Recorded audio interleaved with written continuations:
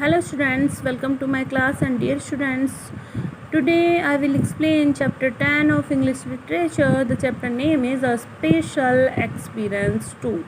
Okay, I have explained chapter 9 which name was A Special Experience 1. सो अगर आपने chapter 9 की video नहीं देखी है तो आपको चैप्टर 10 बिल्कुल भी समझ नहीं आएगा।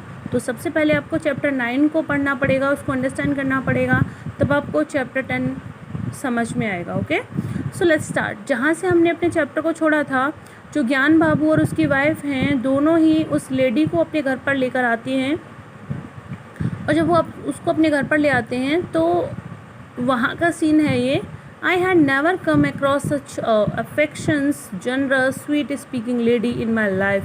तो नरेटर कहना चाहती है कि मैंने कभी भी इस तरह की जो है मृदुभाषी, बहुत मीठा बोलने वाली, बहुत उदार हृदय की और बहुत ही ज़्यादा स्नेहमयी, यानी कि इतना प्यार करने वाली औरत को कभी भी नहीं, अपनी लाइफ में कभी भी नहीं उससे मिली हूँ।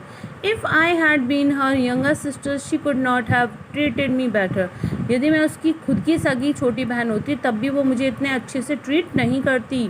It was almost as if she had battled worry and anger and won a complete victory. तब भी वो मुझे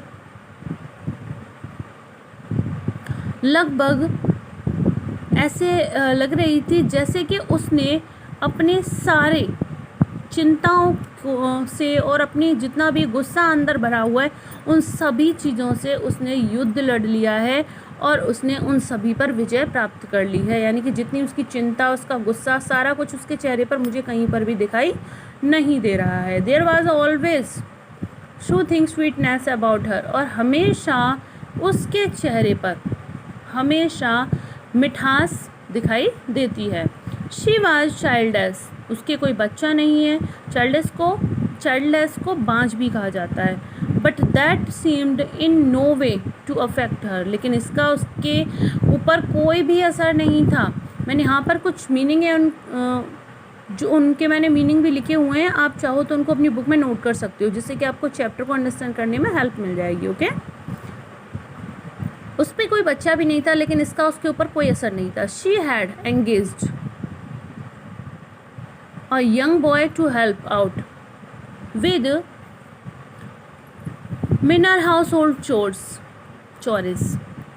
तो उसने क्या किया, उस लेडी ने एक छोटे लड़के को रखा हुआ था अपनी मदद के लिए, जो कि घर के छोटे मोटे काम थे उन सभी में उसकी हेल्प कर दिया करता था। But all the rest hard work, लेकिन जितने भी कठिन काम थे, जितने भी बहुत ज़्यादा मेहनत वाले काम थे, उनको वो खुद ही किया करती थी। How she managed I had no idea, पता नहीं वो किस तरह से इन सभी कामों को संभाल लिया करती थी, मुझे तो बिल्कुल भी अंदाज़ा नहीं था। She had next to nothing but kept in the pink of health, लेकिन फिर इतना सब कुछ करने के बाद भी उसका जो शरीर था वो बिल्कुल ठीक ठाक था।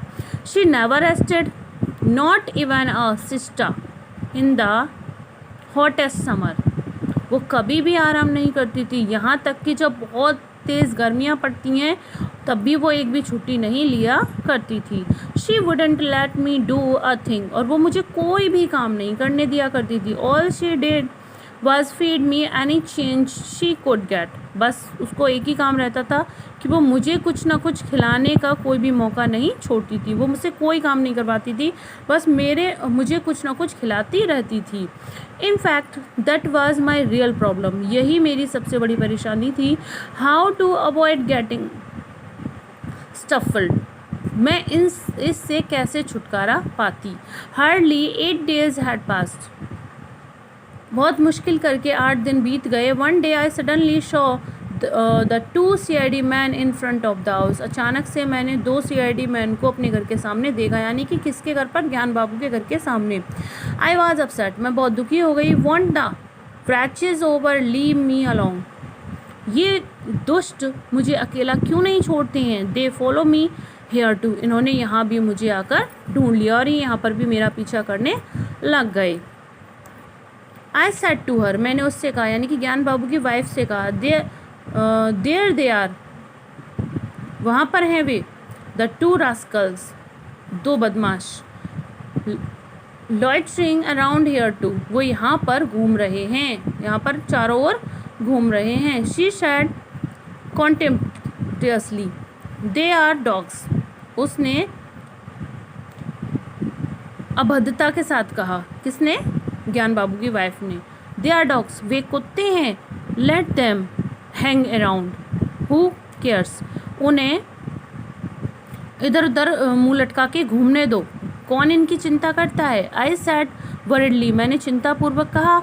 आई hope they are not up to mischief, मैं आशा करती हूँ कि अब ये कोई बड़ी गलती नहीं करेंगे.